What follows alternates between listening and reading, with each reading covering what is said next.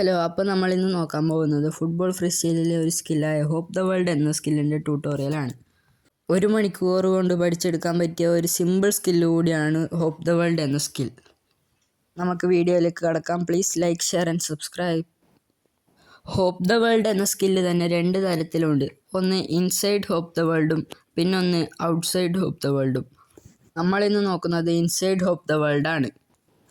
ആദ്യം തന്നെ നമ്മൾ പഠിച്ചെടുക്കേണ്ടത് ബോളിൻ്റെ റെവല്യൂഷൻ സ്പീഡാണ്. സ്പീഡ് ഉണ്ടെങ്കിൽ മാത്രമേ ഈ സ്കില്ല് എളുപ്പത്തിൽ പഠിക്കാൻ കഴിയുകയുള്ളൂ. ഇതിനായി ബോൾ താഴെ ബൗൺസ് ചെയ്തതിന് ശേഷം തിരിച്ചു വരുമ്പോൾ ഇൻസൈഡിലേക്ക് റെവല്യൂഷൻ ചെയ്ത് കയ്യിൽ പിടിക്കുക. ഇങ്ങനെ ചെയ്യുന്നതിലൂടെ റെവല്യൂഷൻ സ്പീഡ് വർദ്ധിപ്പിക്കാൻ കഴിയുന്നതാണ്.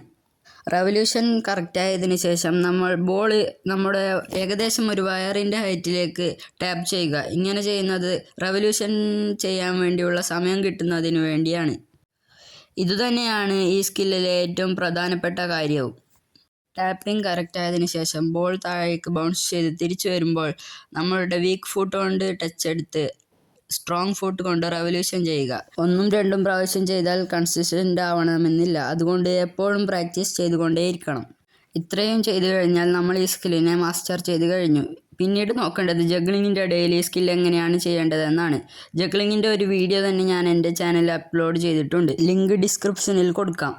ഇനി എൻ്റെ കുറച്ച് ഫ്രീ സ്റ്റൈൽ സ്കിൽസ് കാണാം.